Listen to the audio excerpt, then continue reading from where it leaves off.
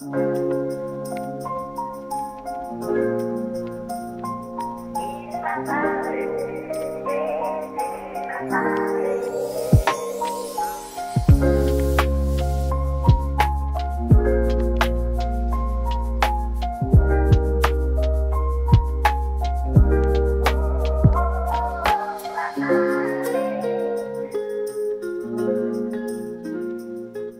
chers amis, notre merveilleux voyage à travers les pages de la Bible, la parole de Dieu, se poursuit en votre compagnie et nous vous en sommes infiniment reconnaissants. Vous nous suivez en télédiffusion, en radiodiffusion, grâce à l'aide technique de Espérance Média Martinique, que nous remercions chaleureusement. Nous voilà arrivés à notre 24e sujet qui s'intitule « Jésus, l'égoïsme ou l'altruisme ?» Encore deux concepts diamétralement opposés à l'instar des précédentes présentations. Grâce à l'éclairage du Saint-Livre, la Bible, nous serons en mesure de découvrir une fois de plus lequel de ces deux concepts est le plus approprié pour des relations humaines harmonieuses et épanouies. Prions d'abord. Notre Dieu, notre Père, encore aujourd'hui, nous faisons appel à toi, à ton pouvoir de transformation, afin que tu puisses nous délivrer de l'intérêt personnel, c'est-à-dire de notre égoïsme, de notre vanité, de notre orgueil qui nous pousse à être centrés sur nous-mêmes. Aide-nous à prendre soin des autres, aide-nous à servir les autres, aide-nous à prendre soin des gens qui nous entourent. Au nom de Jésus. Amen. Mes chers amis, si vous le voulez bien, nous commencerons par l'identification de l'égoïsme et de l'altruisme, ce qui nous sera fort utile pour la suite de notre sujet du jour. Du latin « ego », je, moi. L'égoïsme, c'est d'une part l'attitude ou l'expression de celui qui parle sans cesse de lui, ou qui fait constamment référence à lui, et on parle là plutôt d'égocentrisme ou de narcissisme. Et c'est d'autre part l'attitude ou la conduite de celui qui, le plus souvent consciemment, ne se préoccupe que de son intérêt ou de son plaisir propre au détriment ou au mépris de celui d'autrui. En fait, l'égoïsme est une tendance à ne voir le monde qu'en fonction de soi-même. Du latin « alter », autre. L'altruisme est un comportement qui consiste à vouloir faire le bien pour les autres de façon totalement désintéressée. Il s'oppose à l'égoïsme et à l'appât du gain. Un acte altruiste ne recherche pas son avantage, ni son intérêt, ni son bénéfice personnel. Une personne qui s'occupe de personnes en situation de handicap déclarait récemment « Nous vivons dans un monde tellement individuel et égoïste, tourné vers le gain et le matérialisme, les gens deviennent tellement superficiels. » C'est tellement triste de voir que même dans les moments difficiles, les personnes deviennent encore plus individuelles et tournées vers elles-mêmes, alors que nous devrions nous serrer les coudes et nous aider les uns les autres. Mes chers amis, c'est vrai que les comportements des gens que nous côtoyons démontrent que notre société vit de plus en plus repliée sur elle-même, d'une manière égocentrique. Mais sachons qu'il n'y a rien de nouveau sous le soleil, car c'est ainsi qu'est notre nature, et ce depuis qu'il y a eu cette séparation d'avec Dieu, depuis le jour où nos premiers parents dans le jardin d'Éden ont fait le malheureux choix de suivre un trompeur égoïste plutôt que de rester sous la tutelle de leur Créateur bienveillant et naturellement altruiste. La Bible, la parole de Dieu, nous a d'ailleurs, et depuis longtemps, prévenu que dans les derniers temps, c'est-à-dire ce que nous vivons aujourd'hui, nous vivrions des moments difficiles. Rappelle-toi bien ceci, dans les derniers temps, il y aura des jours difficiles. En effet, les hommes seront égoïstes, amis de l'argent, vantards et orgueilleux. Ils feront insulte à Dieu et seront rebelles à leurs parents. Ils seront ingrats et sans respect pour ce qui est saint. Ils seront durs, sans pitié, calomniateurs, violents, cruels et ennemis du bien. Ils seront traîtres, emportés et enflés d'orgueil. Ils aimeront le plaisir plutôt que Dieu. Ils garderont les formes extérieures de la foi, mais ils en rejetteront la puissance. Détourne-toi de ces gens-là, déclare l'apôtre Paul dans sa seconde lettre à Timothée, au chapitre 3, les versets 1 à 5. Jésus lui-même a dû faire face à l'opposition systématique des chefs religieux de son temps. Et lors de son très remarqué Sermon sur la montagne, au chapitre 5 à 7 du livre de l'évangéliste Matthieu, il n'a pas manqué d'opposer la vision fanatique et étriquée des chefs religieux au principe de vie fondé sur l'altruisme que lui, le Fils de Dieu, a établi pour le bonheur de l'homme. Gardez-vous d'accomplir vos devoirs religieux en public pour que tout le monde vous remarque, sinon vous ne recevrez pas de récompense de votre Père qui est dans les cieux. Quand donc tu donnes quelque chose à un pauvre, n'attire pas bruyamment l'attention sur toi comme le font les hypocrites dans les synagogues et dans les rues. Ils agissent ainsi pour être loués par les hommes. Je vous le déclare, c'est la vérité. Ils ont déjà leur récompense. Mais quand ta main droite donne quelque chose à un pauvre, ta main gauche elle-même ne doit pas le savoir. Ainsi, il faut que ce don reste secret. Et Dieu ton Père, qui voit ce que tu fais en secret, te récompensera. Quand vous priez, ne soyez pas comme les hypocrites. Ils aiment à prier debout dans les synagogues et au coin des rues pour que tout le monde les voie. Je vous le déclare, c'est la vérité. Ils ont déjà leur récompense. Mais toi, lorsque tu veux prier, entre dans ta chambre, ferme la porte et prie ton Dieu qui est là, dans cet endroit secret. Et ton Père qui voit ce que tu fais en secret te récompensera. Quand vous priez, ne répétez pas sans cesse les mêmes choses comme les païens. Ils s'imaginent que Dieu les exaucera s'ils parlent beaucoup. Ne les imitez pas, car Dieu, votre Père, sait déjà de quoi vous avez besoin avant que vous le lui demandiez. Matthieu 6, des versets 1 à 8. Mes chers amis, les paroles de Jésus, plutôt que d'amener ses responsables à réfléchir, à changer leur façon de vivre tout en apparence, au fur et à mesure des jours, la tension montait entre Jésus et les pharisiens, de plus en plus en colère. Ils essayaient de le coincer, ils se moquaient de lui, ils cherchaient comment le faire mourir. De nombreux passages dans les évangiles rendent compte de cette confrontation vive. Notons par exemple ce passage où Jésus les reprend avec l'autorité du Père.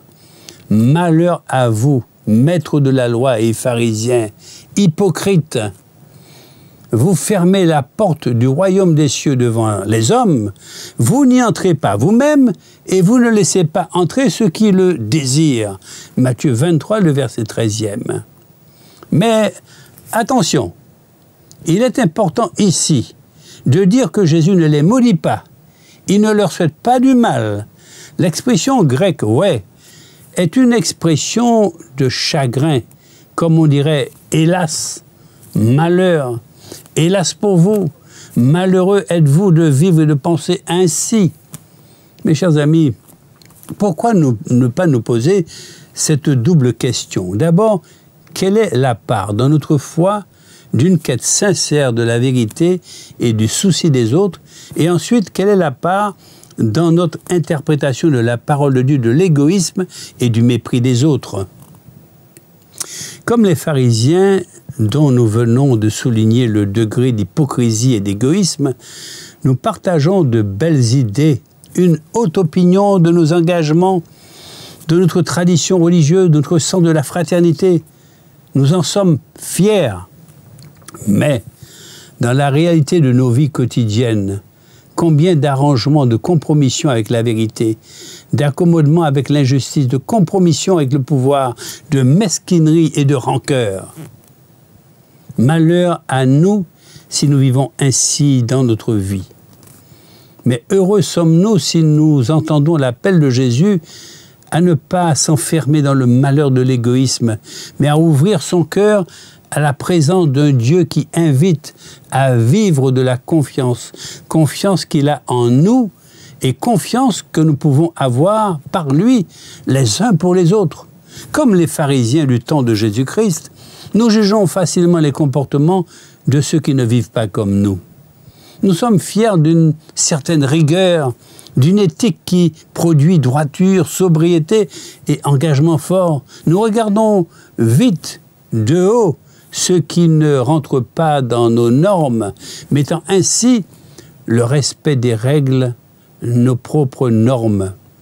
Au premier plan, là où tout l'Évangile, c'est-à-dire Jésus-Christ lui-même, nous appelle à mettre l'autre, c'est-à-dire notre prochain, celui ou celle qui est proche de nous, au premier plan.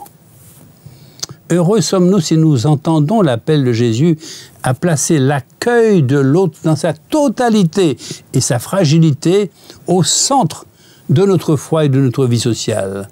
Non pour le faire entrer dans un moule, mais pour lui offrir de vivre dans la proximité de Jésus et avec Jésus. Tous les passages des évangiles où Jésus est en but avec les pharisiens nous parlent. C'est comme s'il s'adressait à nous et que nous les recevions comme des mises en garde salutaires, comme des appels à vivre dans la clarté de l'évangile de Jésus, sans hypocrisie et sans égoïsme, mais plutôt avec sincérité et générosité. Ces différents messages à la repentance, c'est-à-dire qui conduisent à la réflexion et au changement d'attitude, sont une bonne nouvelle, car ils sont destinés à nous faire bouger, à nous ouvrir le cœur.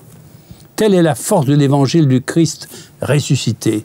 Un appel à sortir de notre malheur pour trouver le bonheur de vivre, à partir de nos condamnations et de nos compromissions pour vivre libre et confiant. Au fil des siècles, la religion a toujours été l'objet de grands conflits, voire de conflits armés. Nous avons entendu parler de guerres de religion et pourtant, la religion n'a rien à voir avec toutes ces violences consécutives à des divergences doctrinales, à des conceptions soi-disant bibliques. La Bible, la parole de Dieu, dont la mission est de rapprocher et non de diviser, donne une définition altruiste de la religion qui n'a rien à voir avec la pensée philosophique de Karl Marx selon laquelle elle serait l'opium du peuple qui devrait être supprimé en tant que bonheur illusoire du peuple. Non, non, non, mes chers amis, c'est archi faux. Voici ce que Dieu, le Père créateur des relations humaines, considère comme la religion pure et authentique.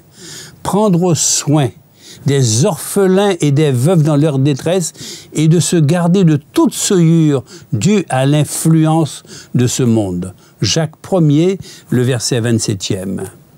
Cette recommandation de l'apôtre Paul devrait nous conduire à plus d'esprit de partage et d'altruisme.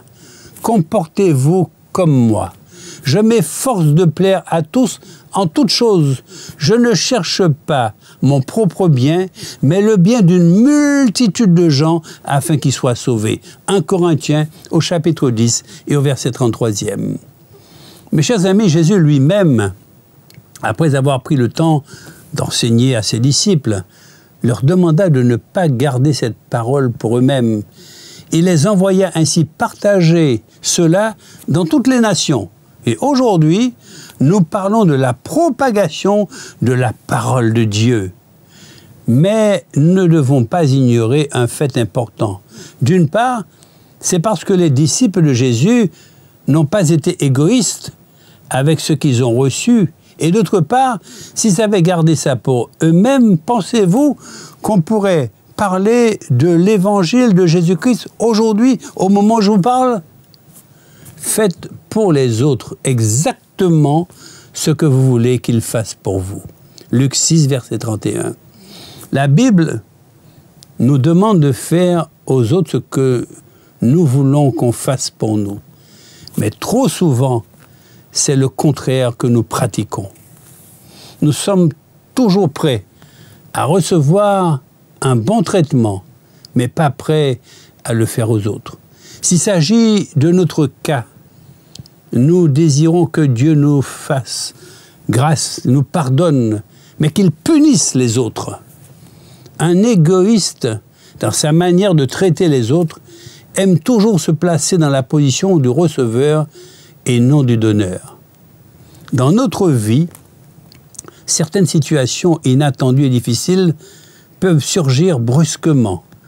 Sachez, mes chers amis, que le plus souvent, c'est Dieu lui-même qui nous fait passer par ce chemin pour nous forger, afin qu'à notre tour, nous puissions aider ceux qui passeront par le même chemin. Ainsi, face à une famille désemparée, nous saurons quelle attitude adopter pendant cette douloureuse traversée de la perte de notre cher, de mariage qui va à la catastrophe, d'un divorce traumatisant tant pour le couple que pour les enfants, d'un emploi menacé par le licenciement, d'une situation financière désastreuse, d'une annonce par le médecin, d'une maladie incurable, etc. Malheureusement, et plus souvent que rarement, nous gardons nos expériences pour nous-mêmes. Nous laissons les gens souffrir, nous les laissons à leur triste sort. Et ils se retrouvent le plus souvent démunis parce qu'ils n'ont personne pour leur dire comment s'en sortir dans ces genres de situations que vous avez déjà expérimenté. Il est très important de comprendre que dans la vie, l'entraide doit pouvoir jouer un rôle salutaire. Il y a des prix à payer que tout le monde n'est pas en mesure de payer, mais c'est à nous de les payer pour eux, pour qu'à leur tour, ils trouvent le chemin déjà bien tracé.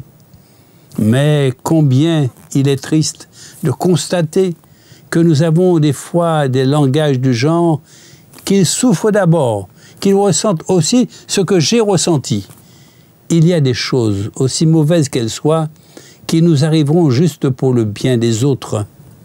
Alors, ne pas partager nos expériences venant de Dieu avec les autres, alors qu'en chacun de nous sommeille un bon samaritain, c'est-à-dire sans préjugés, sans a priori, c'est s'enfermer à double tour dans l'attitude égoïste de celui qui perd son âme et qui l'a fait perdre à toute une génération. Comprenons bien cette affirmation de l'apôtre Paul. Louons Dieu, le Père de notre Seigneur Jésus-Christ, le Père riche en bonté, le Dieu qui accorde le réconfort en toute occasion. Il nous réconforte dans toutes nos détresses, afin que nous puissions réconforter ceux qui passent par toutes sortes de détresses en leur apportant le réconfort que nous avons nous-mêmes reçu de lui. 2 Corinthiens chapitre 1er, les versets 3 et 4. Alors comment faire pour vaincre cet égoïsme? La réponse est toute simple. C'est seulement en désirant ressembler à Jésus-Christ, chercher à voir la nature de Jésus par l'aide du Saint-Esprit. Lui, Jésus, étant Dieu, a accepté de laisser son trône pour venir mourir, souffrir pour vous et pour moi. D'ailleurs, mes chers amis, nous perdons bien plus en étant égoïstes qu'en étant généreux. Altruiste, selon le principe de la Bible qui dit « On ne récolte que ce que l'on sème », mais aussi « Celui qui sème peu récoltera peu, celui qui sème beaucoup récoltera beaucoup ». 2 Corinthiens 9, verset 6. Notre Dieu est ce Père aimant qui nous a dit « Toi dans mon champ et moi dans ta maison ». Cela veut dire que dès l'instant où tu t'occupes, où tu te soucies des cas difficiles des autres, alors Dieu s'occupe aussi des tiens. Ce principe divin est celui du donnant-donnant, jamais perdant. Comme cela a été dit précédemment, le cœur humain est incapable de pur altruisme, parce qu'il est égoïste et orgueilleux par nature. Le cœur humain est plus trompeur que tout. personne ne peut le guérir, personne ne peut le comprendre. Jérémie 17, le verset 9e. Bien que nous puissions nous entraîner à nous comporter de manière altruiste, généreuse, nos motivations nous sont souvent inconnues. Cependant, Dieu voit nos cœurs et juge nos actes selon ce qu'il y trouve. Nous sommes capables de vivre de manière désintéressée lorsque notre plus grand objectif est de plaire à notre Père Céleste. Lorsque le Saint-Esprit nous contrôle, nous sommes attirés par des actes altruistes, par amour pour le Seigneur. C'est en toute circonstance de cause que l'apôtre Paul s'exclamera « Ce n'est plus moi qui vis, c'est le Christ qui vit en moi. Ma vie présente dans la chair, je la vis dans la foi du Fils de Dieu qui m'a aimé et qui s'est livré lui-même pour moi. » Galates 2, verset 20, et qu'il conseillera ainsi. Vous pourrez avoir une conduite digne du Seigneur et lui plaire à tous égards, car vous porterez comme fruit toutes sortes d'œuvres bonnes et vous ferez des progrès dans la connaissance de Dieu. Colossiens chapitre 1er, le verset 10. Même Jésus a déclaré que le Fils ne peut rien faire par lui-même. Vraiment, je vous l'assure, dit Jésus, le Fils ne peut rien faire de sa propre initiative.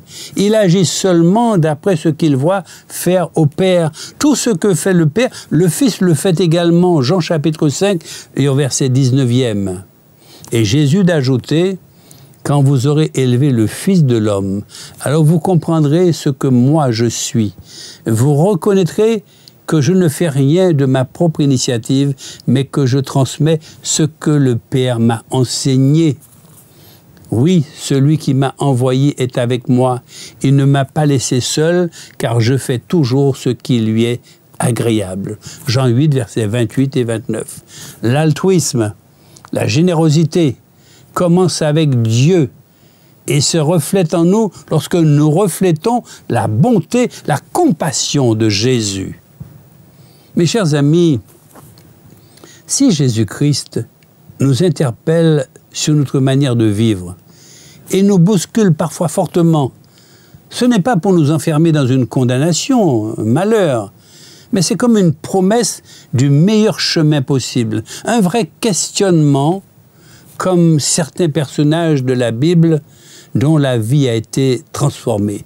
L'apôtre Paul notamment, en nous invitant à quitter le confort de nos certitudes. Le Christ nous appelle à un cheminement spirituel à sa suite, dans une humble quête de vérité, de foi, d'amour, de bonté de cœur et d'espérance. Oui, mes chers amis, l'évangile de Jésus est pour chacun d'entre nous. Il nous bouscule, c'est vrai, mais il nous invite à cheminer. Il nous appelle à la conversion. Il nous appelle à la repentance. Pour toi, mon ami, aujourd'hui, voilà ce qu'il déclare avec autorité. Tu peux naître de nouveau. Tu peux orienter différemment ta vie. Et c'est possible grâce à l'Esprit Saint, le souffle transformateur de Jésus-Christ, le Fils du Dieu vivant. Et nous disons Amen à cela. Nous allons prier pour clore. Prions. Bon Père Céleste, après nous avoir interpellés par ta sainte parole, la Bible, et comme nous l'a démontré Jésus-Christ, qu'il nous soit donné d'exercer la bonté, la générosité, d'aller vers les petits, vers les pauvres, vers les déshérités, vers les sans-abri, pour leur dire, avec toute l'effusion de notre amour chrétien, que Jésus les aime et qu'il nous envoie vers eux pour qu'ils sachent qu'ils ne sont pas seuls dans leur détresse du moment, pour leur apporter l'aide immédiate dont ils ont besoin et pour leur dire de prendre courage, car Jésus, qui a connu la pauvreté et la misère, les porte dans ses bras d'amour. Amen. Notre prochain sujet, le 25e de la série biblique Il m'a parlé, s'intitule « Jésus et la gestion des conflits ». Alors que notre société va de plus en plus mal, le regard et les conseils éclairés de Jésus nous seront d'un grand secours. À bientôt donc, mes chers amis.